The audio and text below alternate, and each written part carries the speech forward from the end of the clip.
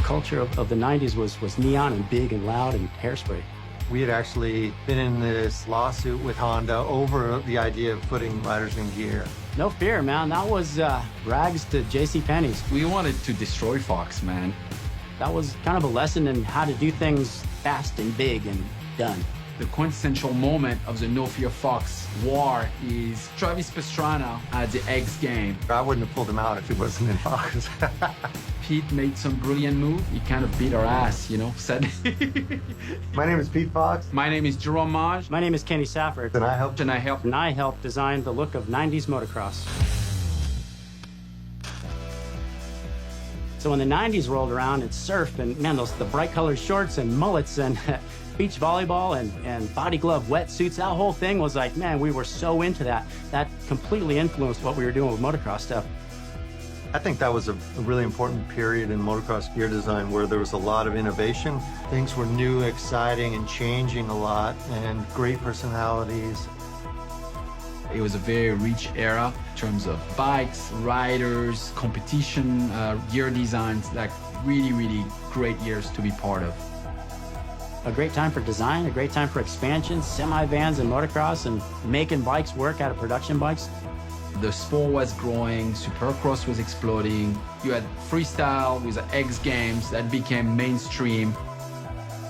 Let's say it was fairly loose in terms of training and practicing. It just seemed like a big giant party, so it was everything. It was the culture. It was the culture of the 90s was neon and big and loud and hairspray. By the time you get into the 90s, AXO kind of took over. I mean, AXO was killing it in the early 90s. They ruled the early 90s. They did it with innovation and newness and exciting stuff that totally transformed the sport. For me in the 90s, I was a huge fan of Kenny Safford. I think all the AXO gear is just incredible. We did things a little bit different. We color blocked a lot of things and made larger panels of colors and made things, you know, bigger on the shirt so there was different than the pants. Early 90 AXO, crazy prints, to me is one of the coolest things ever in moto. Definitely a game changer and defining an era. I don't know, maybe people gravitated towards what we were doing and the message we were doing and the colors in which we were used, but I think it was more than that. I think it was just the vibe of everything that was going on that was AXO at that time.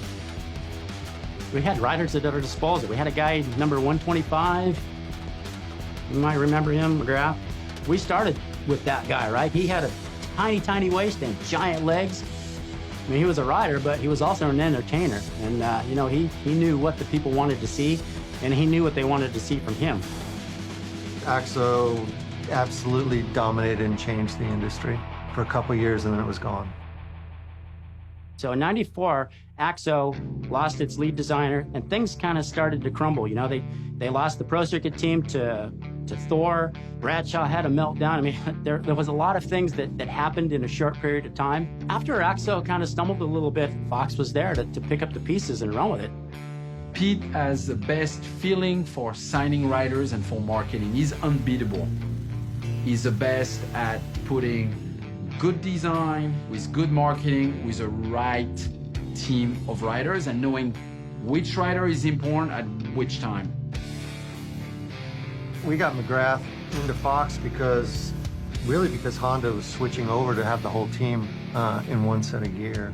We had actually been in this almost a lawsuit with Honda over the idea of putting riders in gear.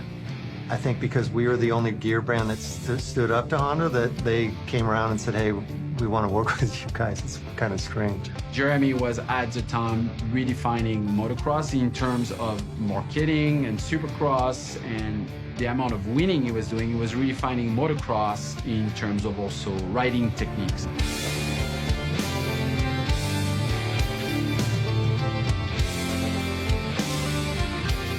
Fox towards the mid-90s became so dominant. You know, I mean, to Fox and Shift, they had everything, all the best freestyle guys, all the best motocross guys. I love the competition. The competition in motocross gear design has always inspired me and driven me. Oh, we wanted to destroy Fox, man. We were going after those guys. No Fear. They're a giant company, right? Why are they making motocross gear? Well, because it's cool, and they had a large kind of backing behind it and marketing, and it just seemed like a big giant party. So when No Fear came on in the late 90s, it was, I think, a breath of fresh air. We were just trying to knock them down, so we were going for it. Yeah, we were taking big chances for sure. When McGrath went to No Fear in '99, that was like a punch in the stomach. I'm sure he was quite upset with No Fear because a lot of the top riders left, but I think the quintessential moment of the No Fear Fox war is Travis Pastrana at the X Games. Travis is still wearing Fox gear, but Jeff went and made a deal so the bike would have a No Fear graphic kit. That's the height of the war. That's as nasty as it got. That was just Jeff being, you know, kind of a prick, I guess. Everybody loved working with Travis when we had Travis. We had Travis from when he was really young up until maybe the first couple of years of him being a pro. When Travis jumped into the Bay 99 X Games, I wouldn't have pulled him out if he wasn't in Fox.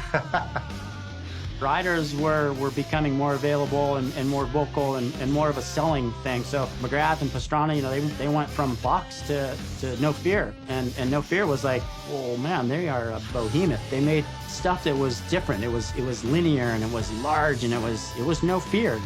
I worked for free the entire first year. Jeff never paid me. It didn't matter. I would have paid to design the gears that Jeremy would have worn. I mean, there's no way I was going to pass on that opportunity.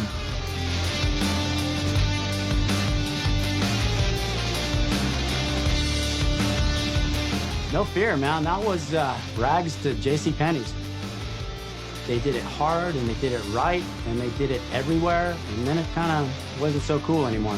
That was kind of a lesson in how to do things fast and big and done. I think we might have been on top in 99, 2000, 2001, but at the end of the day, Pete made some brilliant move, you know, in terms of marketing, in terms of riders. He kept the design really fresh and relevant. Kind of beat our ass, you know, sadly. I mean, I'm super lucky in that I've got to design gear for some of the greatest riders of all time, right? There's only a couple of guys I can think of that I wish I could have designed gear for that I didn't. It was a bunch of cool guys, really, with a lot of talent racing motocross, and he made it for a special era. As soon as Ricky arrived, it was pretty much over. The fun was gone. You had personalities. There was a lot of interest to create personalities, so people did. One of my philosophies is take the athlete and find out what makes him special and unique, his personality, and then amplify that. When you design and you have such charismatic riders, I think in a way the design I did for No Fear embodied Jeremy's personality and Jeremy's way of riding. Fox, in the decade after that, their design kind of followed suit with the way RC was riding and winning. Don't try to make them something that they're not, but if they're like super serious and super driven, then amplify that. If they're kind of wild and crazy, then amplify that. I miss the 90s in respect to what we could do and the influence that we had with AXO, all the teams and all the people. I mean, Mitch was great to work with. He was so last minute that it made it like excitingly crazy. The Jeremy, Amy years that turned into the Carmichael, Wyndham, Stewart years, those might have been the golden era, yes. To recognize that you're in a golden era is like, I was always just looking into the future and like, what are we going to do next? What kind of ideas can I come up with to reinvent all of this?